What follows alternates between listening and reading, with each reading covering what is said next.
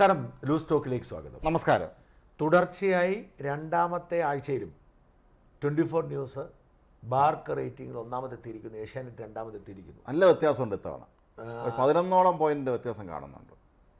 അല്ല, നല്ല വ്യത്യാസമുണ്ടെന്ന് പറഞ്ഞാൽ ഉദ്ദേശം മനസ്സിലായില്ല. കുറച്ച് കൂടുതൽ വ്യത്യാസം, വലിയ വ്യത്യാസം ഉണ്ട്. ഇപ്പോൾ വ്യത്യാസം കുറവാണ്. കഴിഞ്ഞ ആഴ്ചത്തേക്കാൾ കുറവാണ് ഏഷ്യാനെറ്റും 24 തമ്മിലുള്ള വ്യത്യാസം. കാരണം ഏഷ്യാനെറ്റും 24 തമ്മിൽ ഇപ്പം നമ്മൾ ആ കണക്ക് ആദ്യം പരിശോധിക്കാം. എനിക്ക് കണക്ക് പരിശോധിക്കാം.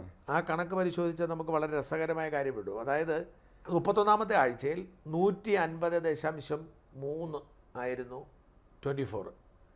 ഏഷ്യാനെറ്റ് 146.7 എന്ന് വെച്ചാൽ ഏതാണ്ട് 3.5 വ്യത്യാസമായിരുന്നു. ഇപ്പം നല്ല വ്യത്യാസമുണ്ട്. 11ഓളം വ്യത്യാസം ഉണ്ടെന്നാണ്. 11 ഉണ്ട്. അപ്പം കഴിഞ്ഞ പ്രാവശ്യത്തേക്കാൾ അകന്നു. അതാണ് അല്ല, അതാ ചോദിച്ചേ. അപ്പം അതിൻ്റെ അർത്ഥം എന്ന് വെച്ചാൽ അവർ കുറച്ചുകൂടെ മുമ്പിൽ കയറിയെന്ന് അല്ലേ? അതെ. അതായത് 24 കുറച്ചുകൂടെ മുന്നിൽ കയറിയ മുന്നിൽ. അതെ. അതായത് 155.1 165.8 ഉണ്ട്. മറ്റതിനേക്കാൾ കുറച്ചുകൂടെ. കഴിഞ്ഞ പ്രാവശ്യം വെറും 3.5% ഇപ്പൊ 11%. എന്നെ അത്ഭുതപ്പെടുത്തി അതൊന്നുമല്ല. റിപ്പോർട്ടർ ചാനൽ 3ാം സ്ഥാനത്ത് 116.3 കഴിഞ്ഞ പ്രാവശ്യം. ഇത്തവണ റിപ്പോർട്ടർ ചാനൽ 136.5 എന്ന് വെച്ചാൽ റിപ്പോർട്ടർ ചാനലിന് ഏതാണ്ട് 20 പോയിന്റിൻ്റെ വർധന ഉണ്ടായിട്ടുണ്ട്. എല്ലാവർക്കും വർധന ഉണ്ടായിട്ടുണ്ട്. ഈവൻ ഏഷ്യാനെറ്റ് ഒരു 146 എന്നുള്ള 155 എന്ന് വെച്ചാൽ 9 പോയിന്റ് വ്യത്യാസമുണ്ടായി. 24 150 എന്നുള്ള 165 15% വർധനയുണ്ടായി. പക്ഷേ റിപ്പോർട്ടർ 116 136 എന്ന് വെച്ചാൽ യഥാർത്ഥത്തിൽ ഈ 31ാമത്തെ ആഴ്ചയും 32ാമത്തെ ആഴ്ചയും തമ്മിലുള്ള വ്യത്യാസത്തിൽ ഏറ്റവും കൂടുതൽ വർധന ഉണ്ടായത് റിപ്പോർട്ടറാണ്. അപ്പോൾ ഈ കണക്ക് വെച്ച് നോക്കിയാൽ വലിയൊരു അപകടമുണ്ട്. ഈ അപകടം എന്തെന്ന് വെച്ചാൽ റിപ്പോർട്ടർ അകലം കുറച്ചുകൊണ്ടിരിക്കും. ഇപ്പോൾ റിപ്പോർട്ടറും ഏഷ്യാനെറ്റും തമ്മിൽ അകലം എന്ന് പറയുന്നത് ഏതാണ്ട് 19 പോയിന്റ് മാത്രമാണ്. അപ്പം ഒരു 20 പോയിന്റ് ഒരാഴ്ച കൊണ്ട് റിപ്പോർട്ടർ വ്യത്യാസം വരുത്തി. അടുത്ത പ്രാവശ്യം 10 പോയിന്റ് വ്യത്യാസം വരുത്തിയാൽ പോലും റിപ്പോർട്ടറും ഏഷ്യാനെറ്റും തമ്മിൽ വ്യത്യാസം 10 കുറയാം. എന്ന് വെച്ചാൽ ഇപ്പോഴത്തെ ഒരു ട്രെൻഡ് മുമ്പോട്ട് പോയാൽ ഏഷ്യാനെറ്റ് ഒരു 3ാമത്തെ ആഴ്ചയോ 4ാമത്തെ ആഴ്ചയോ 3ാമതായെന്ന് വരാം. റിപ്പോർട്ടർ മുന്നിലോട്ട് വരാം. എന്ന് മാത്രമല്ല റിപ്പോർട്ടർ ചിലപ്പോൾ 1ാമതെത്തിന്ന് വരാം. ഈ റാങ്കിങ്ങിൻ്റെ എഫക്റ്റ് നമുക്ക് വിശദമായി സംസാരിക്കാം. ഈ റാങ്കിങ്ങിനെ കുറിച്ച് പറയുമ്പോൾ നമ്മൾ ആദ്യം ആലോചിക്കേണ്ട കാര്യം ഈ 24 സ്കൂളിനെ കുറിച്ച് പറയണം അല്ലേ? അതെ, തീർച്ചയായും. എന്താണ് നിങ്ങൾ 24 ശ്രീനാഥ് വർക്ക് ചെയ്ത് നിങ്ങൾ വളരെ ആരാധകനാണ്. അല്ല, ഞാൻ ശ്രീനാഥ് അദ്ദേഹത്തോട് ഞാൻ വർക്ക് ചെയ്തിട്ടുണ്ട്. ഞാൻ റേഡിയോയിലായിരുന്നു. പക്ഷേ അല്ല, അപ്പോൾ അദ്ദേഹം നല്ല ഇതായിരുന്നു. തീർച്ചയായും. അദ്ദേഹം നല്ല സംഘാടകനാണ്. കാര്യങ്ങൾ ഭംഗിയായിട്ട് കൊണ്ടുപോകാനോ അത് ഓർഗനൈസ് ചെയ്യാനോ ഒക്കെ നല്ല കഴിവാണ്. കാരണം നമ്മൾ തമ്മിൽ ഞങ്ങളാണ് ചെയ്യുമായിരുന്നു. അതിൻ്റെ ബാക്കി സംഘാടനമൊക്കെ ഞാനും ഗോപികൃഷ്ണനും RSMലും ഒക്കെ ആയിരുന്നു. അപ്പോൾ കൃത്യമായിട്ട് ഒരു ദിവസം ഇപ്പോൾ 3-4 വിഷയങ്ങളിലെ എപ്പിസോഡിൽ ചെയ്യുമായിരുന്നു. പക്ഷെ അതെല്ലാം പക്കയായിരിക്കും. കൃത്യമായിട്ട് അത് പ്ലാൻ ചെയ്ത് വ്യക്തമായിട്ട് നമ്മൾ ഓരോരുത്തരും ചെയ്യേണ്ട ജോലി എന്താണെന്നുള്ളത് പെണ്ണോടെടുത്ത് നമ്മളെ കൈ തന്നേക്കും. അപ്പോൾ അത് ഭംഗിയായി പോകും. ഒരിക്കലും അതിലൊരു അപകടം സംഭവിച്ചിട്ടേ ഇല്ല. കൃത്യമായി പോകുമായിരുന്നു. അപ്പോൾ ആ ഒരു വ്യക്തമായ പ്ലാനിങ് ഉണ്ടാവും. പലപ്പോഴും സംഭവിക്കാറുള്ള നമ്മൾ ചാനലുകളിൽ ഈ അവസാന നിമിഷമായിരിക്കും നമ്മൾ കൂട്ടോട്ടം നടത്തുന്നത്. അതാണ് പലപ്പോഴും ഇതിൽ അപകടങ്ങൾ സംഭവിക്കാറുള്ളത്. വളരെ നേരത്തെ പ്ലാൻ ചെയ്ത് കാര്യങ്ങൾ മുന്നോട്ട് നിൽക്കും. അല്ല, ഞാൻ ആദ്യം പറയട്ടെ, വ്യക്തിപരമായി ഞാനും ശ്രീകണ്ഠൻ നായർ തമ്മിൽ നല്ല പ്രശ്നങ്ങളുണ്ട്. എന്ന് വെച്ചാൽ എനിക്ക് ഏറ്റവും ഇഷ്ടമില്ലാത്ത ആളുകൾ ഒരാളാണ് ശ്രീകണ്ഠൻ നായർ. പക്ഷെ ശ്രീകണ്ഠൻ നായരുടെ കഴിവിന് മുമ്പിൽ ഞാൻ എപ്പോഴും നമസ്കരിക്കും. തീർച്ചയായും. ഹാർഡ് വർക്കും രണ്ടും. ഹാർഡ് വർക്ക് നിങ്ങൾ അനുഭവസ്ഥനാണ്. തീർച്ചയായും. നിങ്ങൾ പറയാം ഹാർഡ് വർക്ക് എന്ന് പറയുമ്പോൾ നമ്മളെ ഒപ്പം തന്നെ നിൽക്കും. അദ്ദേഹം നമ്മളെ ഒപ്പം തന്നെ നിൽക്കുകയും ഇപ്പം അല്ലെങ്കിൽ നമ്മളെക്കാളും ഇവിടെ ഒരു പരിപാടി ഷൂട്ടുണ്ടെന്ന് പറഞ്ഞാൽ തന്നെ കൃത്യമായിട്ട് അതിരാവിലെ നേരത്തെ എത്തും. കൃത്യമായിട്ട് നമ്മളോട് ചർച്ച ചെയ്യും. ഓരോ ഘട്ടത്തിൽ എന്താണെന്നുള്ളത് നമ്മളിത് ഇൻഫോം ചെയ്യും, തിരക്കും, അന്വേഷിക്കും. അത് അകത്ത് കയറി നമ്മൾ തമ്മിൽ ഷൂട്ട് ചെയ്യണത് ആ സമയം ഒഴികെ ബാക്കി മുഴുവൻ സമയം അദ്ദേഹത്തിൻ്റെ കാര്യത്തിൽ എൻഗേജഡ് ആയിരിക്കും. ഞങ്ങളുടെ കാര്യങ്ങൾ ഏൽപ്പിച്ചിട്ടുണ്ടെങ്കിൽ പോലും അദ്ദേഹം കൃത്യമായിട്ട് കാര്യങ്ങൾ അദ്ദേഹം കൊണ്ടൊന്ന് വിലയിരുത്തും. അതെപ്പോഴും നല്ല കാര്യം എനിക്ക് തോന്നുന്നു. പലപ്പോഴും ചാനലുകൾ സംഭവിക്കാറുള്ളത് ഓരോരുത്തരുടെ ചുമതല ഏൽപ്പിച്ചാൽ ശരി അവൻ നോക്കിക്കൊള്ളൂ എന്ന് കരുതിയിരിക്കുകയും ചിലപ്പോൾ ഇയാൾ എന്തെങ്കിലും ഒരു അശ്രദ്ധ കാണിക്കുകയാണെങ്കിൽ മൊത്തം കുളമാവുകയും ചെയ്യും. പക്ഷേ കൃത്യമായിട്ട് കാര്യങ്ങൾ വിലയിരുത്തും. ഈ വേറൊരു കാര്യം ശ്രദ്ധിക്കേണ്ടത്, ഇദ്ദേഹം ഈ 24 ന്യൂസിൽ രാവിലെ വന്ന് മോർണിംഗ് ഷോ നടത്തുന്നു. 2 മണിക്കൂറൊക്കെയാന്ന് തോന്നുന്നു. അതെ, അങ്ങ് പോകും. ഈ മോർണിംഗ് ഷോ നടത്താൻ എല്ലാ ദിവസവും ഇയാൾ രാവിലെ വരണം, ലൈവാന്ന് ഓർക്കണം. പക്ഷെ വൈകുന്നേരം അങ്ങേരം ഫ്ലവേഴ്സിലെ മറ്റേ എന്താണ് ഞാൻ കോടീശ്വരനും കഴിഞ്ഞിട്ടാണ് വരുന്നത്. അവിടെയും റെഗുലറായിട്ട് ഷോ നടത്തുന്നു. മാനേജറിയൽ കാര്യങ്ങൾ നോക്കണമല്ലോ. മാനേജറിയൽ കാര്യങ്ങൾ, കേസ് കാര്യങ്ങൾ. ഇപ്പം ഞാൻ പറഞ്ഞ എനിക്ക് ഏറ്റവും കൂടുതൽ സമയം പോകുന്ന കേസിനാണ്. അപ്പോൾ ഇതെല്ലാം നോക്കിയിട്ട് മാനേജിംഗ് കാസും ആ പ്രോഗ്രാം എല്ലാ പ്രോഗ്രാം അദ്ദേഹത്തിന് ടച്ചുണ്ട്. അപ്പോൾ ഈ 24 മണിക്കൂറും അദ്ദേഹം വർക്ക് ചെയ്യുന്നതുകൊണ്ടാണ് അദ്ദേഹത്തിന് ആ ഒരു ഹാർഡ് വർക്കിങ്ങും അദ്ദേഹത്തിൻ്റെ ഐഡിയയും. കാരണം ഞാൻ അദ്ദേഹത്തിൻ്റെ ചെറുപ്പകാലത്തിന് ആരാധകനാണ്. ഈ മറ്റേ റേഡിയോ നാട് ഞാനൊക്കെ ഓർക്കുന്നത് നമ്മൾ ഈ ആർ ശ്രീകണ്ഠൻ നായർ കന്യാകുമാരി ഒരു കടങ്കഥ, അത് അദ്ദേഹത്തിനോട് എനിക്കറിയത്തില്ല. അല്ലല്ല, അതതിൻ്റെ അല്ല, അത് മറ്റേ കൊച്ചിയിലുള്ള ഒരാളാണ്, പേര് ഞാൻ മറന്നു, കന്യാകുമാരി കടങ്കഥ. അപ്പം ഞാൻ പറഞ്ഞ അതൊക്കെ മനസ്സിലിരിക്കുന്നത് അതുകൊണ്ട് സതീഷ് ചന്ദ്രൻ. പക്ഷെ അന്ന് ശ്രീകണ്ഠൻ നായരുടെ നാടകം വരുമ്പോൾ നാടക വാരോത്സവം ഉണ്ടായി. അതെ അതെ അതെ, നാടകം. ഈ നാടക വാരോത്സവത്തിൽ നമ്മൾ ഓരോ ദിവസവും ആരുടെയാന്ന് നോക്കി വെക്കും. ശ്രീകണ്ഠൻ നായരുടെ നാടകമാണ് നമ്മൾ കാണും. തീർച്ചയായിട്ടും. പിന്നെ അതുപോലെ തന്നെ ഒരു നിമിഷം മാത്രം, ഒരു നിമിഷം ഇവരൊക്കെ ഉള്ളത് പ്രദീപ്, പിന്നെ നമ്മുടെ അമരൻ സതീഷ് അമരോട് അവന് ഞാൻ ഒരുമിച്ച് പഠിച്ചേ. അത് ജി എസ് പ്രദീപും ഞാനും വേറൊരു ബന്ധമുണ്ട്. അതായത് ഈ പ്രസംഗ മത്സരത്തിന് കോളേജിൽ പോകുമ്പോൾ ഞാൻ പ്രസംഗ മത്സരത്തിന് പോയിരുന്നു, പ്രദീപും വരുമായിരുന്നു. അപ്പം ഞങ്ങൾ പല പ്രസംഗ മത്സരങ്ങളിൽ ഒരുമിച്ച് പ്രസംഗവേദിയിൽ പങ്കെടുത്തിട്ടുണ്ട് ഞങ്ങൾ. അപ്പോൾ അന്നൊക്കെ നമ്മളെ ആവേശം കൊള്ളിക്കുന്ന ഈ പ്രോഗ്രാം ഇദ്ദേഹത്തിൻ്റെ ആയിരുന്നു. അപ്പം ഞാൻ മലയാളി വാർത്തയിലെ സോയിമാനുണ്ട്, ഞങ്ങളെല്ലാം അന്ന് ശ്രീകണ്ഠൻ നായരുടെ ഒരു ആരാധകരാണ്. അപ്പോൾ ആ ഒരു ആരാധന എനിക്ക് ശ്രീകണ്ഠൻ നായരോട് തുടർന്നുണ്ടായിരുന്നു. ശ്രീകണ്ഠൻ നായർ ഫ്ലവേഴ്സ് തുടങ്ങിയപ്പോൾ ഏറ്റവും കൂടുതൽ പിന്തുണച്ചത് മറുനാടനാണ്. കാരണം മനോരമ പോലൊരു സ്ഥാപനത്തിൽ നിന്ന് ഇറങ്ങി അദ്ദേഹം ഈ തുടങ്ങും, അദ്ദേഹത്തിന് വലിയ മനോരമ ശാസ്ത്രീയമായി പണി കൊടുക്കുന്നവർ, അല്ലാതെ ചാനലിൽ പോയിരുന്നവരൊന്നും പറയത്തില്ല. അന്ന് ഈ 24-നെ പ്രൊമോട്ട് ചെയ്ത് കൊടുത്തതും എല്ലാ ദിവസവും അവർ മുമ്പോട്ട് വരുന്നു, ഫ്ലവേഴ്സ് പ്രൊമോട്ട്. എന്നിട്ട് 24 തുടങ്ങാൻ നേരത്ത് ഈ PP ജെയിംസ് ആയിരുന്നു ന്യൂസ്, ഇപ്പോഴാണെന്ന് തോന്നുന്നു. PP ജെയിംസ് സാർ എൻ്റെ ബോസായിരുന്നു ദീപികയിൽ. അപ്പോൾ അതുകൊണ്ട് എനിക്ക് ആ ഒരു ബഹുമാനം ജെയിംസ് സാറിനോടുണ്ട്. അത് മാത്രമല്ല സാധുവായ മനുഷ്യൻ, തീർച്ചയായും വളരെ സ്നേഹസമ്പന്നനാണ്, ആരോടും പകയില്ലാത്ത. എൻ്റെ വൈഫ് പണ്ട് എഴുതിയൊരു പുസ്തകം പ്രസിദ്ധീകരിക്കാൻ നേരത്തെ അദ്ദേഹമാണ് അത് എല്ലാം, ഞങ്ങൾ അന്നില്ല റഷ്യയിലാണ്, അന്ന് അദ്ദേഹമാണ് അതെല്ലാം ഓർഗനൈസ് ചെയ്തതെന്നൊക്കെ ഈ PP ജെയിംസാണ്. ജോണി ലൂക്കോസ് ആ പുസ്തകത്തെക്കുറിച്ചൊരു റിപ്പോർട്ടൊക്കെ കൊടുത്തിരുന്നു. അന്നത്തെ ഒരു 10-25 കൊല്ലം മുമ്പത്തെ കഥയാണ് പറയുന്നത്. അപ്പോൾ ആ ബന്ധമുണ്ട്. പക്ഷെ തെറ്റിയത് എവിടെയാണെന്ന് വെച്ചാൽ ഇതങ്ങോട്ട് 24 തുടങ്ങി ഫ്ലവേഴ്സ് തുടങ്ങി ഇവരാ AR റഹ്മാൻ ഒരു ഷോ നടത്താം കൊച്ചിയിൽ. മഴ നടന്നില്ല. സത്യത്തിൽ അതിന് പിന്നിൽ നിലനികത്തായിരുന്നു, അത് വേറെ കാര്യം.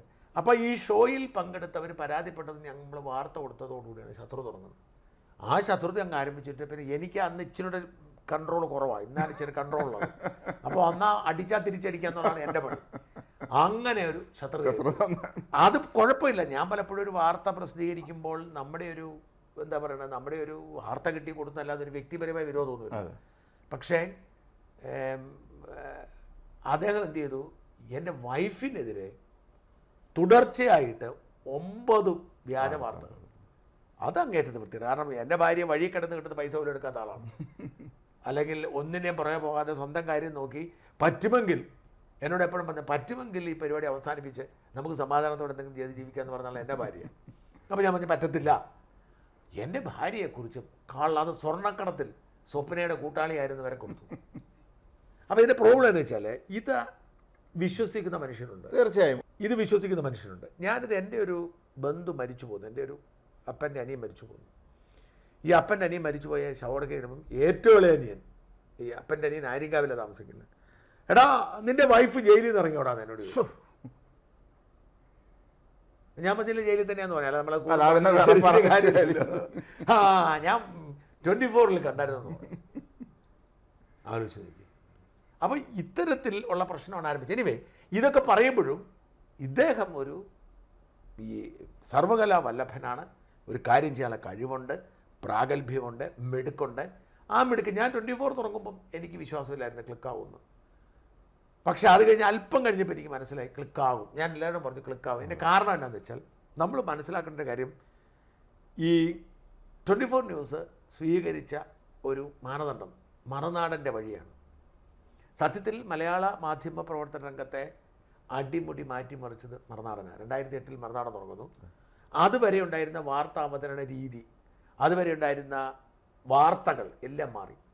അപ്പോൾ അതുവരെ എന്ന് പറഞ്ഞാൽ രാജ്മോഹൻ മനസ്സിലാക്കേണ്ടത്, നമുക്ക് മുമ്പിലുള്ളത് ഇൻസിഡൻ്റ് ഉണ്ടായ വാർത്തയാണ്, അല്ലെങ്കിൽ പൊളിറ്റിക്സിന് മിനിമം വിമർശനമുണ്ട്. ഒരിക്കലും ഈ ഹോളി കൗസ് എന്ന് പറയുന്ന ഈ ബിസിനസ്സുകാരെ വേണ്ടപ്പെട്ടവരെ മത നേതാക്കളെ ബിസിനസ്സുകാരെ കുറിച്ച് മിണ്ടാട്ടമില്ല. അതുപോലെ തന്നെ സാധാരണക്കാരുടെ ജീവിതം വാർത്തയല്ല, അത് ഏതെങ്കിലും ലോക്കൽ പേജിലേ വരത്തുള്ളൂ. അത്രയേ ഉള്ളൂ. നമ്മൾ എന്ത് ചെയ്തു, സാധാരണ മനുഷ്യരുടെ ജീവിതം പോലും അവരെ പോലും സെലിബ്രിറ്റി ആക്കുന്ന തരത്തിൽ നമ്മളാക്കി. അതിനാണ് ഇവർ മഞ്ഞ അല്ലെങ്കിൽ എന്താ പറയുന്നത് അതിവൈകാരികത എന്നൊക്കെ പറഞ്ഞ് പരിഹസിച്ച് വരില്ല. അപ്പം നമ്മൾ സാധാരണ മനുഷ്യരുടെ ജീവിത കഥകൾ കഥയാക്കി നമ്മൾ മൂന്ന് തരത്തിലുള്ള വഴി തിരിച്ചു മറുനാടൻ തുടങ്ങിയപ്പം. ഒന്ന്, സാധാരണ മനുഷ്യരുടെ ജീവിതം. രണ്ട്, വലിയൊരു സംഭവം ഉണ്ടാകും, ആ സംഭവത്തിൻ്റെ ഉപകഥകൾ, മനുഷ്യൻ്റെ ജിജ്ഞാസയെ ഉണർത്തുന്ന തരത്തിലുള്ള ഉപകഥകൾ കൊണ്ടുവരിക. മൂന്ന്, നമ്മൾ അതിസമ്പന്നരും എന്താ പറയുന്നത് ഈ സമൂഹത്തിൽ വലിയ പിടിപാടുള്ള ആളുകളുമായി ബന്ധപ്പെട്ട നിയമലംഘനങ്ങൾ കൊണ്ടുവരിക.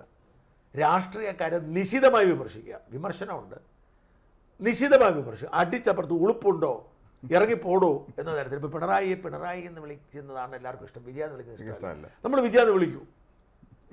അപ്പോൾ ഈ രീതിയിൽ നമ്മൾ ഇതിനെ മാറ്റം വരുത്തിയപ്പം ഇതിലെ ഒരു ഭാഗം, പകുതി ഭാഗം ശ്രീകണ്ഠൻ നായർ അങ്ങ് പിടിച്ചു. അതായത് ഈ അതിവൈകാരികത അല്ലെങ്കിൽ ചെറിയ സംഭവങ്ങൾ ഫോളോ ചെയ്യുക, സാധാരണക്കാരുടെ ജീവിതത്തിലേക്ക് ഇറങ്ങിച്ചില്ല എന്നുള്ള സാധനം ശ്രീകണ്ഠൻ നായർ പിടിച്ചു.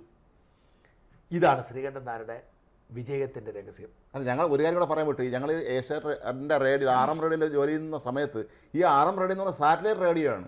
മലയാളത്തിൽ ആദ്യത്തെ സാറ്റലൈറ്റ് റേഡിയോ ആയിരിക്കും ഒരു പക്ഷേ അത് പക്ഷേ നിന്നുപോയില്ലേ, അത് പിന്നെ നിന്നുപോയതാണത്. പക്ഷേ അത് നല്ലൊരു അറ്റംപ്റ്റ് ആയിരുന്നു. അസാമാന്യമായ ക്ലാരിറ്റിയാണ് അതിന്, അസാമാന്യ ക്ലാരിറ്റി. സാറിന് പാട്ടിന് മാത്രമാണ് ഉപയോഗിക്കാറുള്ളത്. ശ്രീകണ്ഠൻ സാറാട്ടെ അത് ന്യൂസിന് ഉപയോഗിച്ചു. 2001 നിയമസഭാ തെരഞ്ഞെടുപ്പൊക്കെ നമ്മൾ അതിൽ ചെയ്തിരുന്നു. ന്യൂസ് ചെയ്യാൻ പറ്റും, പ്രൈവറ്റ് ചെയ്യാൻ പറ്റുമായിരുന്നു. ന്യൂസ് ചെയ്യാൻ സാറ്റലൈറ്റ് പോണത്, സാറ്റലൈറ്റ് വഴി പറ്റുമായിരുന്നു, അല്ലാതെ പറ്റത്തില്ല. ഇല്ല, ന്യൂസ് ചെയ്യുമായിരുന്നു. നല്ലതായിരുന്നു. അതിന് സത്യത്തിൽ നമ്മളെ നാട്ടിൽ പല ആളുകളുടെയും കയ്യിൽ സാറ്റലൈറ്റ് റേഡിയോ ഉള്ള സത്യം നമ്മൾ അപ്പോഴാണ് മനസ്സിലാക്കുന്നത്. പ്രതികരണം വരുമ്പോൾ അന്ന് വിദേശത്ത് ഉള്ള മാത്രമേ കിട്ടൂ. അവസാനം ഇവിടുത്തെ കടകളിൽ സാറ്റലൈറ്റ് റേഡിയോ ഇഷ്ടംപോലെ കിട്ടുമായിരുന്നു. അസാമാന്യ ക്ലാരിറ്റിയാണ് അതിന്. അപ്പോൾ ഞാൻ പറഞ്ഞു വന്നത്, അപ്പോൾ ശ്രീകണ്ഠൻ നായർ എന്ത് ചെയ്തു, ഈ അതിവൈകാരികതയെ ഭംഗിയായിട്ട് ഉപയോഗിക്കാൻ ശ്രമിച്ചു.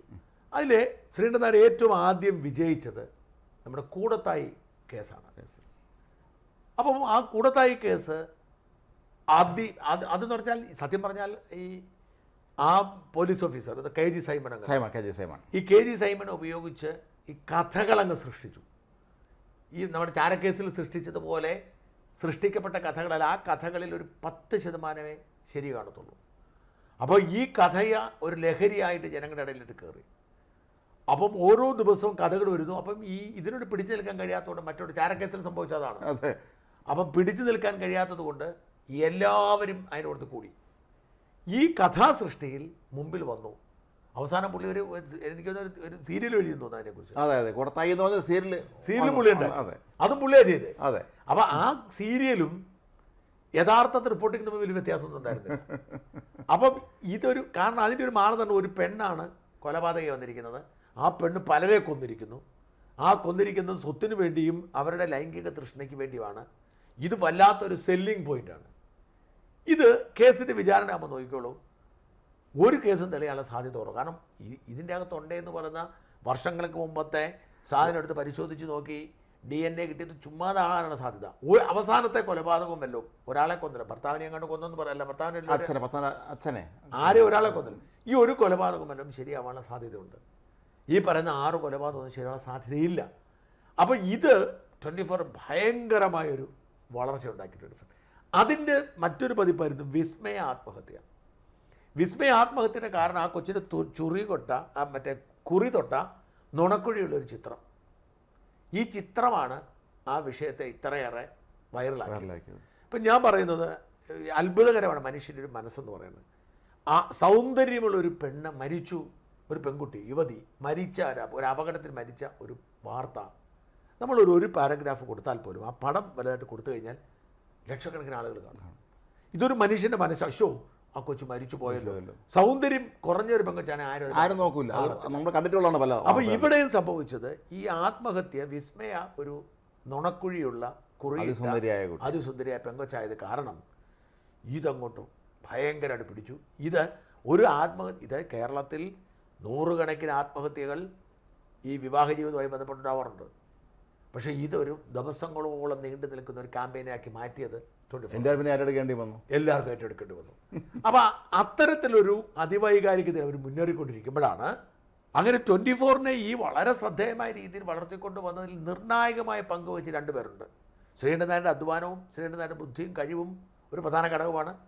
മാത്രമല്ല 24 റാങ്കിങ്ങിന് മുമ്പിൽ വന്നതിൻ്റെ പ്രധാന കാരണം, നേരത്തെ മുമ്പിൽ രണ്ടാമത് വന്നതിൻ്റെ പ്രധാന കാരണം ശ്രീകണ്ഠൻ നായരുടെ ഷോയാണ്.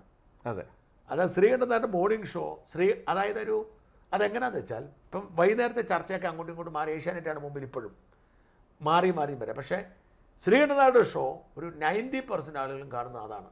അവർ വളരെ രസകരമായിട്ട് അദ്ദേഹം അവതരിപ്പിക്കുന്ന വാർത്ത. നമുക്ക് വാർത്ത ഇങ്ങനെ അവതരിപ്പിക്കാൻ കഴിയുമോ നമ്മൾ അത്ഭുതപ്പെട്ടിട്ടുണ്ട് പലപ്പോഴും. അദ്ദേഹം വളരെ ഭംഗിയായി അത് അവതരിപ്പിക്കുന്നു. അദ്ദേഹം അങ്ങനെ ജേർണലിസ്റ്റ് ബാക്ക്ഗ്രൗണ്ടിൽ വന്ന ആളല്ലല്ലോ, ആകാശവാണി അദ്ദേഹം പ്രോഗ്രാം ചെയ്യുന്ന ഒരാളാണ്. ബാക്കിയുള്ള നമ്മൾക്ക് അറിയാവുന്ന ശ്രീകണ്ഠൻ നായർ എപ്പോഴും അദ്ദേഹം പ്രോഗ്രാം ചെയ്യുന്ന ഒരാളാണ്. പക്ഷേ ന്യൂസിൽ വന്നിട്ടും അതിനൊരു വേറൊരു മുഖം കൊടുത്ത് ഭംഗിയായി അത് വിജയിപ്പിക്കാൻ അദ്ദേഹത്തിന് സാധിച്ചു. അതുകൊണ്ട് ഈ മോർണിംഗ് ഷോയിൽ കിട്ടിയ റാങ്കിങ് ഇതിന് ഗുണം ഉണ്ടാക്കിക്കൊണ്ടിരുന്നത്. ഈ മോർണിംഗ് ഷോയ്ക്കൊപ്പമാണ് ഇവർ പോയി ഇവിടെ പിടിക്കുന്നത്, നമ്മുടെ ഷിരൂര്. അതിൻ്റെ ഇടയിൽ പ്രധാനപ്പെട്ട പോയിന്റ് എന്താ വെച്ചാൽ ഈ ഡോക്ടർ അരുൺകുമാറും അനിൽ ഐരൂരും ഇവർ രണ്ടുപേരും വലിയ ശക്തി. അനിൽ ഐരൂർ മികച്ച ഓർഗനൈസറാണ്, മികച്ച സംഘാടകനാണ്, മികച്ച മാനേജറാണ്.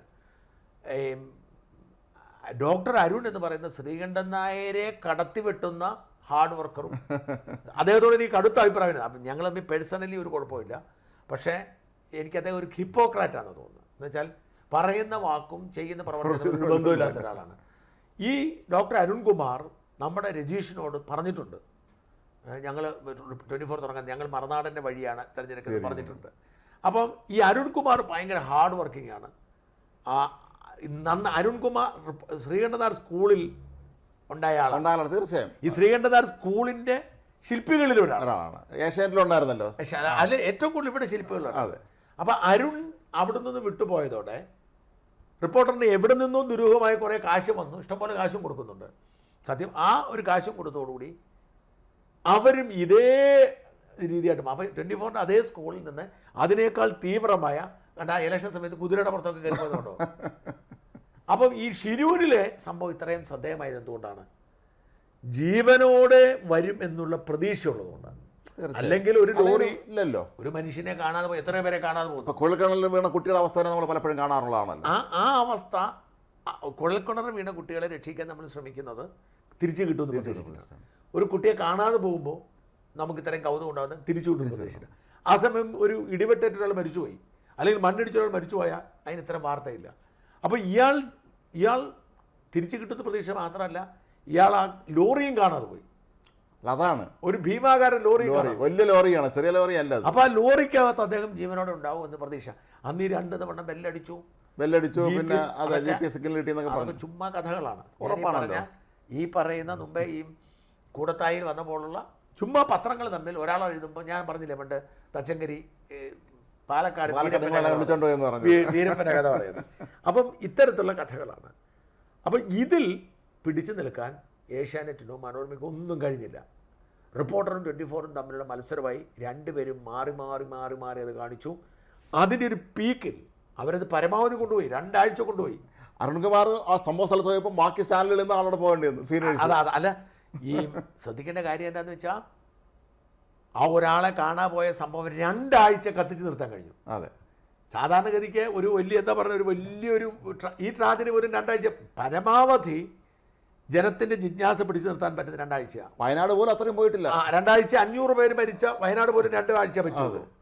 എന്നിട്ട് ഇവർ വീണ്ടും ഒന്ന് ശ്രമിച്ചു, അത് വിജയിച്ചിട്ടില്ല. അത് ഏഷ്യാനെറ്റ് അതിന് പുറകെ പോയിട്ട് അവർ പിന്മാറിയെന്ന് തോന്നുന്നു. അപ്പോൾ ഈ 4 ആഴ്ച, അതായത് ഷിരൂരിലെയും വയനാട്ടിലെ 4 ആഴ്ചയിൽ എല്ലാവരും തന്നെ റിപ്പോർട്ടർ അല്ലെങ്കിൽ 24 കണ്ടു. അവരുടെ റിപ്പോർട്ടിംഗ് രീതി ഇതാണ് ഈ ട്രെൻഡിങ് ഉണ്ടാക്കിയത്. അപ്പോൾ നമ്മൾ അതാണ് വളച്ചുകൊണ്ടായിരിക്കുന്നത്. ഇനി എന്ത് സംഭവിക്കുന്നത്? അപ്പോൾ ഇതിനകത്ത് വേറെ കാര്യം ശ്രദ്ധിക്കേണ്ടതുണ്ട്. ഒന്ന്, ഏഷ്യാനെറ്റിന് കഴിഞ്ഞ ആഴ്ച 1-ാം സ്ഥാനം നഷ്ടപ്പെട്ടെങ്കിലും അവരുടെ മാർക്കറ്റിങ്ങിന് ഒന്നും സംഭവിച്ചില്ല. അതായത് ഈ 22+ ABC എന്ന് പറഞ്ഞൊരു ഗ്രൂപ്പുണ്ട്. 22 വയസ്സിൽ കൂടുതൽ പ്രായമുള്ള പുരുഷ വിഭാഗത്തിൽപ്പെട്ട ABC ഗ്രൂപ്പ്. എ എന്ന് പറഞ്ഞാൽ upper middle class, B middle class, C എന്ന് പറഞ്ഞാൽ ലോവർ ക്ലാസ്. ഈ വിഭാഗത്തിൽ ഏഷ്യാനെറ്റിന് കഴിഞ്ഞ ആഴ്ച, അതായത് 31-ാമത്തെ വീക്കിൽ ഏഷ്യാനെറ്റ് 175.68 24 ന്യൂസ് 136.09 വരെ, ഏതാണ് 40 പോയിന്റിന്റെ വ്യത്യാസത്തിൽ ഏഷ്യാനെറ്റ് ആയിരുന്നു മുമ്പിൽ, 24 ആയിരുന്നില്ല. അപ്പോൾ പരസ്യക്കാര് ഏഷ്യാനെറ്റിനെ വിട്ടു പോയിട്ടില്ല എന്നുള്ളതായിരുന്നു അവിടുത്തെ സൂചന. പക്ഷേ ഈ ആഴ്ച 32ാമത്തെ ആഴ്ചയിൽ ഇവർ തമ്മിൽ വ്യത്യാസം ഏഷ്യാനെറ്റ് 200.85 24 191.51, അതായത് ഏതാണ്ട് 9 പോയിന്റ് മാത്രമേ വന്നിട്ടുള്ളൂ. ഇതാണ് ഏഷ്യാനെറ്റിൻ്റെ ഉറക്കം കെടുത്തേണ്ടത്. കഴിഞ്ഞ ആഴ്ച 40 പോയിന്റിന് വ്യത്യാസം ഉണ്ടായിരുന്നു 22+ കാറ്റഗറിയിൽ. പക്ഷേ ഈ ആഴ്ച വെറും 9 പോയിന്റ് കാറ്റഗറി വ്യത്യാസം. അടുത്ത തവണ ഏഷ്യാനെറ്റ് അവിടെയും പിന്നോട്ട് പോകാം. ഉറപ്പായിട്ട് സംഭവിക്കാൻ പോകുന്നത് അടുത്ത ആഴ്ച ഏഷ്യാനെറ്റ് വീണ്ടും ഈ കാറ്റഗറിയിലും രണ്ടാമതാവാം. ഓവറോൾ മാത്രമല്ല, മൊത്തം കാറ്റഗറി 24 ഒന്നാമതെത്താം. റിപ്പോർട്ടർ അതിനിടയിൽ വലിയ മത്സരം കാണിച്ചുകൊണ്ട് വരികയും ചെയ്യാം. ഇപ്പോൾ റിപ്പോർട്ടറെ 24 വെച്ച് നോക്കുമ്പോൾ ശരിക്കും എനിക്കിപ്പോൾ ഈ മോളിൽ ചർച്ചകൾ പെട്ടെന്ന് തോന്നുന്ന ഒരു കാര്യം, ഏഷ്യാനെറ്റിൽ ഇതുപോലെ ഒരു പെർഫോമർ അവർക്കില്ല എന്ന് തോന്നിയിട്ടുണ്ട് പലപ്പോഴും. നല്ല മികച്ച ജേർണലിസ്റ്റുകളുണ്ട്, പക്ഷേ ഈ രീതിയിൽ അവതരിപ്പിക്കുന്ന ആളുകൾ അവിടെ ഉണ്ടോ സംശയമാണ്. ഇത്തരത്തിൽ അതായത് എല്ലാ ചാനലിനും ഒരു പോസ്റ്റർ ബോയ് വേണം. ഇപ്പോൾ മറുനാടന് ഷാജനസ്കറിയ പോസ്റ്റർ ബോയ് ഉണ്ട്, മതി. ശ്രീകണ്ഠനാഥൻ 24-നുണ്ട്, അരുൺകുമാർ റിപ്പോർട്ടറുണ്ട്, ഏഷ്യാനെറ്റ് വിനു വി ജോൺ ഉണ്ട്. പക്ഷെ വിനു വി ജോൺ അരുൺകുമാറിനെ പോലെയോ ശ്രീകണ്ഠനാരെ പോലെയോ ബോസ് അല്ല. ആ വ്യത്യാസമുണ്ട്. ശ്രീകണ്ഠനാര് റിപ്പോർട്ടറിന്റെ ബോസാണ്, അല്ല മറ്റേ 24-ന്റെ ബോസാണ്. അരുൺകുമാർ റിപ്പോർട്ടർ ബോസാണ്. പൈസ മുടക്കുന്നത് മറ്റേ പുള്ളികളാണ്. വിനു വി ജോൺ അവിടുത്തെ ഉയർന്ന ഉദ്യോഗസ്ഥന്മാരിൽ എനിക്കൊന്ന് എക്സിക്യൂട്ടീവ് എഡിറ്ററാന്ന് തോന്നുന്നു. ഇത് മാത്രമല്ല, വിനു വി ജോണിന് ഫോക്കസ് ചെയ്യുന്ന മുന്നേ അന്തിച്ചർച്ചയിലാണ്. കുമാർ അങ്ങനെ എന്തിനുണ്ട് അന്തിച്ചർച്ചയ്ക്ക് ചെയ്യാൻ പറ്റത്തില്ല. ആ ഒരു പ്രധാന ഘടകമാണ് ഈ വിനു വി ജോൺ ഈക്വലാണ് തീർച്ചയായും. അരുൺകുമാറിനെയും ശ്രീകണ്ഠനാരെയും പോലെ തന്നെ ആളാണ്. പക്ഷെ വിനു വി ജോണിന് അത്രയും അങ്ങോട്ട് പെർഫോമറാണ്. പക്ഷേ അത്രയും സമയം അദ്ദേഹം സ്പെൻഡ് ചെയ്യുന്നതെന്ന് തോന്നുന്നില്ല. അതൊരു ഘടകം. പക്ഷേ ഏഷ്യാനെറ്റിന് പാരമ്പര്യമായി അവർക്ക് ഒരു എന്താ പറയുക ഇതുണ്ട്. പക്ഷേ ഞാൻ മനസ്സിലാക്കുന്നതനുസരിച്ച് ഏഷ്യാനെറ്റിൻ്റെ MD മാധവൻ പതി ഏഷ്യാനെറ്റിൽ നിന്ന് ഇച്ചിരി വലിയതുപോലൊരു റിപ്പോർട്ടുകളൊക്കെ പുറത്ത് വരുന്നത് വലിയ ആളാണ്. എന്തോ ഒരു സൂചനയുണ്ട്. അപ്പോൾ ഈ മാർക്കുമായിട്ടുള്ള ബന്ധം മാധവനായിരുന്നു. അപ്പോൾ ആ ബന്ധത്തിലുണ്ടായ വഷളായതാണ് ഇപ്പോഴത്തെ പ്രതിസന്ധി ഒരു കാരണം തോന്നുന്നുണ്ട്. പക്ഷെ മറ്റേ തീർച്ചയായും ഈ പറയുന്ന മുമ്പ് സൂചിപ്പിച്ച ഈ അതിവൈകാരിക റിപ്പോർട്ടിങ് അത് തന്നെയാണ് അവരെ മുമ്പിൽ കൊണ്ടുവന്നത്. അതിൻ്റെ സംശയമൊന്നും വേണ്ട. പക്ഷേ ഇനി നമ്മൾ ചർച്ച ചെയ്യേണ്ടത് ഇത് എത്ര കാലം എന്നുള്ളതാണ്. അപ്പം ഞാൻ ഏഷ്യാനെറ്റിന് ഇപ്പം കണ്ട ഒരു മിസ്റ്റേക്ക്, പെട്ടെന്നൊരു വെപ്രാളം ഉണ്ടാവുന്നു ഏഷ്യാനെറ്റിൽ. അത് കഴിഞ്ഞ ദിവസം സംഭവിച്ചത് ഷിരൂരിൽ വീണ്ടും ഒരു ദിവസം കാര്യമില്ലായിരുന്നു. അവിടെ എന്തോ കയറി കിട്ടിയെന്ന തടി കിട്ടിയെന്നൊക്കെ പറഞ്ഞാൽ അതിനൊരു പ്രാധാന്യതായിപ്പോൾ അവസാനം. ഈ റിപ്പോർട്ടറിനെയും 24-നെയും അവർ സാങ്കേതികമായി വാസ്തവത്തിൽ അവരെക്കാൾ കാശുണ്ട് ഏഷ്യാനെറ്റിന്, ഉറപ്പാണല്ലോ. അപ്പം ഏഷ്യാനെറ്റ് എന്താ ചെയ്യേണ്ടതെന്ന് വെച്ചാൽ ഈ സാങ്കേതികതയിൽ ഇതുവരെ ഇത്രയും കാലം 24 തുടങ്ങി എത്ര വർഷമായി, എന്നിട്ടും ആ ഒരു കളർഫുള്ളായിട്ടുള്ള ഒരു ഡിസൈനിലേക്ക് മാറാൻ ഏഷ്യാനെറ്റ് ഇതുവരെ കഴിഞ്ഞിട്ടില്ല. അത് ഏഷ്യാനെറ്റ് ഒരു പരാജയമായിട്ട് ഞാൻ കാണുന്നത്. ഈ 24 എന്ന് പറഞ്ഞ സാധനം കണ്ണിനെ പിടിച്ചെടുത്തുന്ന വിഷ്വൽ എഫക്റ്റ് കൂടുതലുള്ള അതേ വഴിയാണ് റിപ്പോർട്ടർ മാറ്റിയെടുത്തത്. ആ ഒരു വിഷ്വൽ എഫക്റ്റിൽ ഈ ഒരു ഇമ്പാക്റ്റ് ഉണ്ടാക്കാൻ ഏഷ്യാനെറ്റ് ഇതുവരെ കഴിഞ്ഞു. ഇപ്പോൾ അവർ കൺവെൻഷണൽ രീതി തന്നെയാണ് കൺവെൻഷൻ രീതി അതിൽ അവർ മാറ്റം വരുത്തുകയും 24 അതിശക്തമായ രീതിയിൽ അവർ ഈ വിഷ്വൽ എഫക്റ്റ് മാറ്റി വെച്ചാണ്. 1.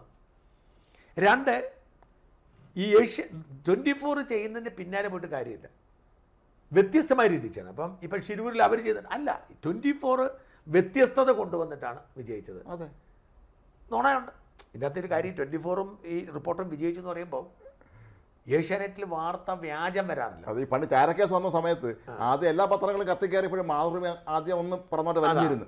പിന്നീട് അവസാനം നിവർത്തിയിലാവുന്നപ്പോൾ അവർ ഇറങ്ങി. അല്ല, ഇത് നമ്മൾ ശ്രദ്ധിക്കേണ്ടത് ഈ 1ാം സ്ഥാനം പോയി എന്ന് പറയുമ്പോൾ നമ്മൾ ശ്രദ്ധിക്കേണ്ടത് ഏഷ്യാനെറ്റ് വാർത്ത ഇപ്പോഴും ഓതന്റിക്കാണ്. ഞാൻ പറയുന്നത് ഇപ്പം നമ്മൾ എവിടെല്ലാം വാർത്തയുണ്ടെങ്കിലും ഞാൻ അതിൻ്റെ ഓതൻറ്റിസിറ്റി എനിക്ക് ഉറപ്പാക്കണം മനോരമ. ഞാൻ നോക്കും മനോരമയ്ക്കാണ് ഓതൻറ്റിസിറ്റി കൂടുതൽ. മാതൃഭൂമി പോലും മാത്രമേ ഓതൻറ്റിസിറ്റി ഉണ്ടാവത്തില്ല. മാതൃഭൂമി കുഴപ്പമുണ്ടെന്നല്ല ഞാൻ പറയുന്നത്, കാരണം ഒരു ശ്രദ്ധിക്കപ്പെടാതെ. പക്ഷേ മനോരമ അങ്ങനെ സംഭവിക്കത്തില്ല. അതുപോലെ വാർത്തകളിൽ നമ്മൾ എന്ത് വന്നാലും ഏഷ്യാനെറ്റിനാണ് വിശ്വാസ്യതയുള്ളത്. ഒരിക്കലും അവർ തെറ്റ് വരുത്താൻ സാധ്യത. അവർ ഒരിക്കൽ കൂടി റീചെക്ക് ചെയ്തിട്ട് കൊടുക്കത്തില്ല ഏഷ്യാനെറ്റ്. ആ ഒരു വിശ്വാസത്തിൻ്റെ പ്രശ്നമുണ്ട്. പക്ഷേ അതേസമയം 24-ഉം ഇപ്പം റിപ്പോർട്ടറും വായിൽ തോന്നുന്നൊക്കെയാണ് വാർത്ത ഞാൻ പറഞ്ഞത് എന്നെക്കുറിച്ച് തന്നെ റിപ്പോർട്ടറല്ല. ഇപ്പം ഒരു വാർത്ത ഞാൻ ഒരു ദിവസം ചിരിച്ചുകൊണ്ട് കാണുവാണ്. ഷാജൻ സ്കറിയയ്ക്കെതിരെ ഹൈക്കോടതിയിൽ ഡിഫമേഷൻ കേസ് ഉടനടി പ്രശ്നമാണ്, ജാമ്യം തള്ളിയേക്കും. ഞാനോർത്ത് ഹൈക്കോടതിയിൽ ഡിഫമേഷൻ കേസ് വരുന്നത്, ഡിഫമേഷൻ കേസ് താഴത്തെ കോടതിയിലാണ് വരേണ്ടത്. ഡിഫമേഷൻ ക്രിമിനൽ കേസിന് മജിസ്ട്രേറ്റ് കോടതി വരും. ഡിഫമേഷൻ സിവിൽ കേസാണെങ്കിൽ 10 ലക്ഷം രൂപ താഴെയാണെങ്കിൽ മുനിസിപ്പൽ കോടതിയിലും അതിന് മുകളിൽ എത്ര ആണെങ്കിലും സബ് കോടതിയിലുമാണ്.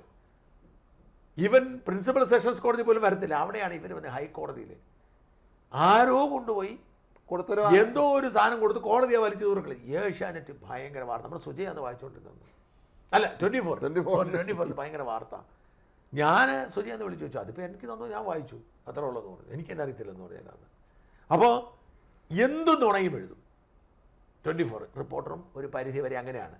അപ്പോൾ ഈ ചാനലുകൾ രണ്ടും എത്തിക്സ് പൂർണ്ണമായും മാറ്റി ഈ അതിവൈകാരികതയെ മാത്രം ഫോക്കസ് ചെയ്ത് താൽക്കാലികമായി ജനങ്ങളെ പിടിക്കുന്നതാണ്.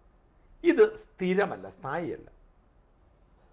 എന്നുവെച്ചാൽ ജനത്തെ എക്കാലത്തും ജനത്തെ പിണറായി വിജയൻ എങ്ങനെയാണോ പിണറായി വിജയൻ വളർന്ന് പന്തലിച്ചത് അങ്ങനെയാണ് 24-ഉം റിപ്പോർട്ടറും പടർന്ന് പന്തലിക്കുന്നത്.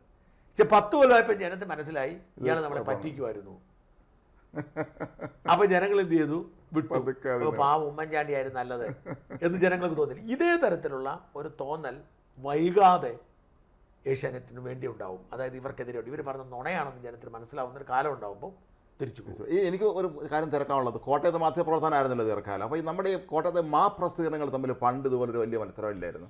ഈ കൊലപാതക ഫീച്ചർ കൊടുക്കുക, അത് കൊടുക്കുക, ഇത് കൊടുക്കുക. മാത്യു മറ്റെന്ന് പറഞ്ഞൊരു എഴുത്താനുണ്ടായിരുന്നു, എനിക്ക് അയാളെ പരിചയമുണ്ടായിരുന്നു.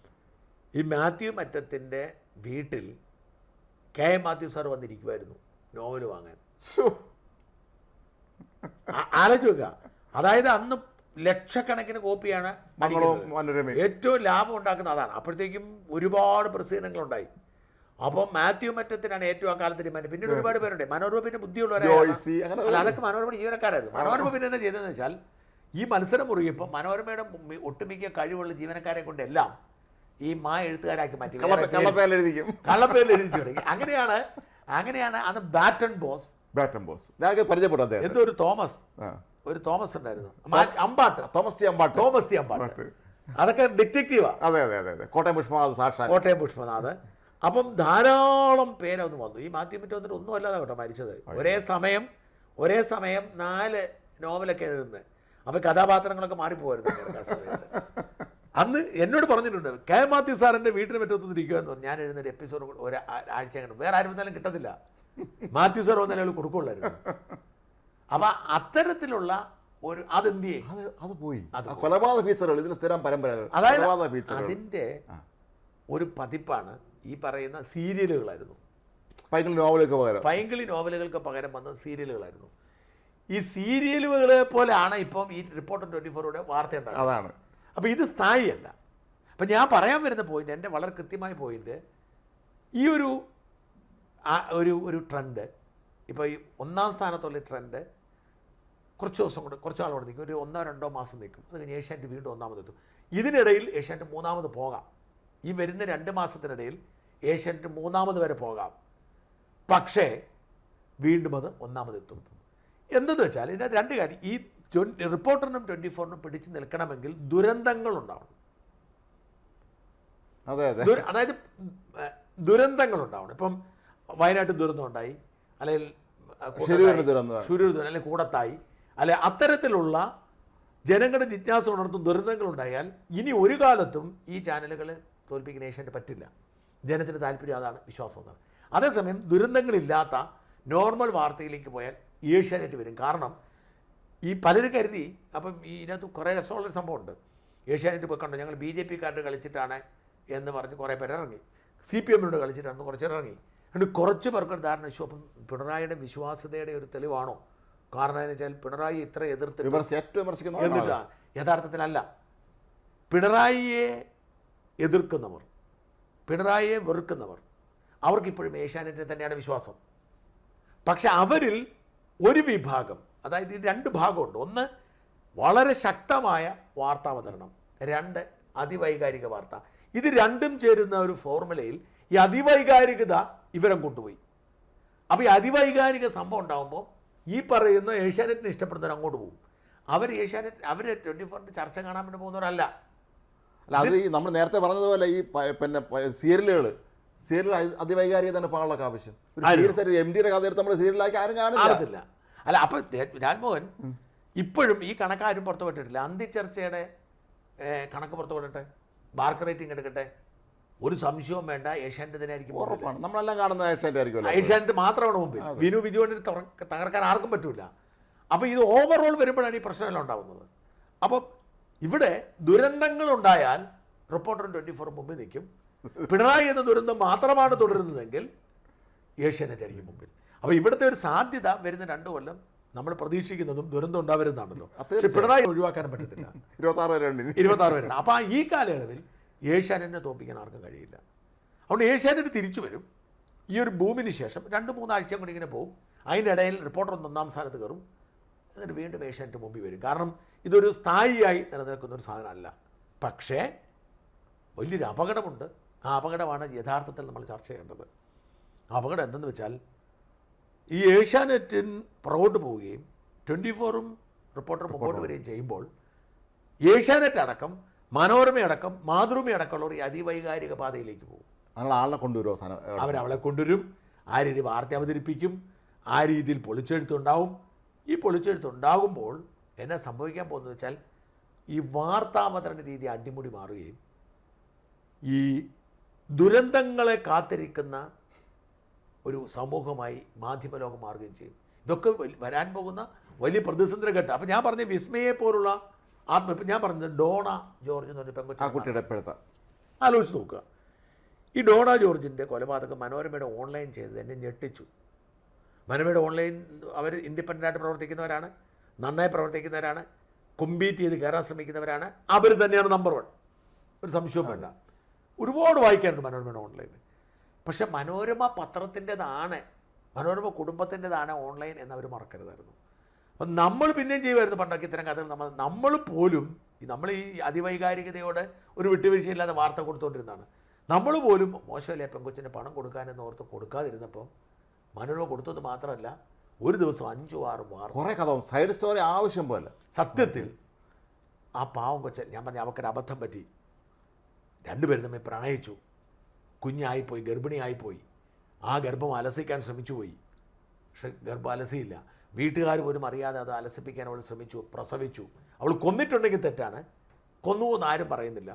കുഞ്ഞിനെ അവൾ പെട്ടെന്ന് വെപ്രാളപ്പെടുത്ത് പൊതിഞ്ഞു കിട്ടി, കിട്ടിയവനോട് ഒന്ന് കൊണ്ടുപോക്കണം പറഞ്ഞു. കൊച്ചു മരിച്ചുപോയി. ഇനി കൊന്നത് ചിലപ്പോൾ അവനാണോ അറിയില്ല.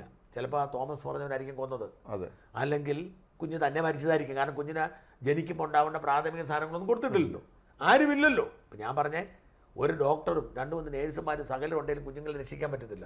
അപ്പോൾ ഈ പെങ്കൊച്ച് 22 വയസ്സുള്ള പെങ്കൊച്ച് തന്നെ പുക്കിളിക്കുടിയൊക്കെ മുറിച്ച് പൊതിഞ്ഞ് കെട്ടി ആരും കാണിക്കാതെ ചോരയൊക്കെ തുടച്ച് ശരിയാക്കുമ്പോൾ സ്വാഭാവികമായും ഉറങ്ങാൻ വേദന സഹിക്കുമ്പോൾ കരയാൻ പറ്റത്തില്ല, വീട്ടുകാർ അറിയാതിരിക്കാൻ.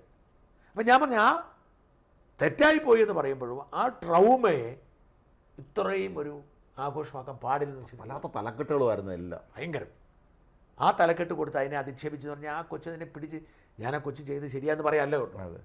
അപ്പം ഇത് ഒരു സൂചനയാണ്. ഈ 24ഉം റിപ്പോർട്ടറും മുമ്പിൽ വരുന്നതിൻ്റെ ഒരു സൂചനയാണ് ഈ ഡോണയുടെ വിധി. ഇത്തരത്തിലുള്ള വാർത്തകൾ, വ്യക്തി ജീവിതത്തിലേക്ക് കടന്നു കയറുന്ന വാർത്തകൾ, ഈ പറയുന്ന ഈ കുടുംബജീവിതത്തിൽ കടന്നു വാർത്തകളിലേക്ക് ചാനലുകളെല്ലാം മാറാം. കാരണം ഇവർക്ക് പിടിച്ചു നിൽക്കണ്ടേ. തീർച്ചയായും പാത മാറ്റും, എല്ലാവരും ട്രാക്ക് മാറ്റി പിടിക്കും എല്ലാവരും. അതുകൊണ്ട് മഞ്ഞ വാർത്തകൾ എന്ന് പറയാവുന്ന സാധനത്തിനായിരിക്കും ഇനി ഗൗരവം വരാൻ പോകുന്നത്. വേറൊന്നും എനിക്ക് അതാണൊരു അപകടം ഞാൻ കാണുന്നത്. വാർത്താ രീതിയിൽ മാറ്റം ഉണ്ടാകുന്നുള്ളൂ അല്ലേ? തീർച്ചയായും. നമ്മളെ കുട്ടിക്കാലത്ത് ഓർമ്മയുണ്ടെങ്കിൽ തനിനിറം പത്രം ഉണ്ടായിരുന്നു. അതിൽ വരുന്ന വാർത്തകൾ മറ്റു പത്രങ്ങളൊന്നും പലതും നമ്മൾ കാണില്ലായിരുന്നു. പക്ഷെ പിൽക്കാലത്ത് നമ്മൾ എന്താണ് കാണുന്നത്? പണ്ട് നമ്മൾ അതിൽ കണ്ടിരുന്ന വാർത്തകൾ തന്നെയാണ് അല്ലാത്ത പത്രങ്ങളിലും വരുമായിരുന്നു. അല്ലാതെ ഞാൻ പറഞ്ഞ ബ്ലിറ്റ്സ് എന്ന് പറയുന്ന എനിക്ക് അന്ന് കരഞ്ചിയ അതിൽ വരുന്ന വാർത്തകൾ ഇന്ത്യയിൽ ഒരു പത്രത്തിൽ വരത്തില്ലായിരുന്നല്ലോ. ഇപ്പോൾ ഏറ്റവും അവസാനം ഇപ്പോൾ ബ്ലിറ്റ്സ് ഇറങ്ങിയിട്ടുണ്ട്. അത് ബ്ലിറ്റ്സ് അല്ല, ബംഗ്ലാദേശ്. അപ്പോൾ കരഞ്ചിയായിട്ട് ബ്ലിറ്റ്സിൽ എന്തെല്ലാം വാർത്തകളെ കുറിച്ച് എഴുതുമായിരുന്നു. അപ്പം ഇതെല്ലാം സത്യമാണ്. അതാണ് അതിൻ്റെ ഒരു പ്രധാനപ്പെട്ട കാര്യം. അതെ. അപ്പോൾ എന്തായാലും എല്ലാവരും സൂക്ഷിക്കണം, നമ്മളെല്ലാവരും സൂക്ഷിക്കണം. കാരണം മാധ്യമ പ്രവർത്തനം അടിപൊളി മാറുന്നു. സകല വാർത്തകൾ, ഏത് മനുഷ്യൻ്റെയും സ്വകാര്യതയിലേക്ക് ഇനി ആര് ഇടിച്ചു കയറും. പൈങ്കിളി എന്ന് പറഞ്ഞാൽ പഴയ മനോരമ ആഴ്ചപ്പതിപ്പിൻ്റെയും മനോരമ മംഗളം ആഴ്ചപ്പതിപ്പിൻ്റെയും പിന്നീടുണ്ടായ സീരിയലിൻ്റെയും ഒരു തുടർച്ചയായി വാർത്തകൾ മാറുന്നു. അതുകൊണ്ട് വാർത്ത അറിയണമെങ്കിൽ അതിനുള്ള വേറെ വഴി തേടേണ്ട സാഹചര്യം ഉണ്ടാവുകയാണ്. പക്ഷേ ഇത് അധികകാലമൊന്നും ഉണ്ടാവില്ല, അധികകാലം നിൽക്കാൻ പറ്റില്ല. കാരണം ജനം വാർത്ത കാണുന്നത് വിവരം അറിയാൻ വേണ്ടിയിട്ടാണ്. പുതിയൊരു തലമുറയും വരുന്നുണ്ടേ. അതെ, പുതിയ തലമുറ എല്ലാ താല്പര്യമില്ല, ഒരു താല്പര്യമില്ല. അത് അതിൻ്റെ വളരെ പ്രധാനപ്പെട്ട ഒരു കാര്യമാണ് അത്, പുതിയ തലമുറ. എന്തായാലും ഈ 24-ഉം 24-ഉം റിപ്പോർട്ടർ ചാനലും മത്സരിച്ച് മുന്നേറുന്നത് മാധ്യമ പ്രവർത്തന ചരിത്രത്തിൽ ഒരു വല്ലാത്ത ഒരു ഇരുണ്ട യുഗത്തിലേക്ക് മാറുമെന്ന് തീർച്ച. കാത്തിരിക്കാം ഇനി എന്തൊക്കെയാണ് സംഭവിക്കാൻ പോകുന്നതെന്ന്. നന്ദി, നമസ്കാരം.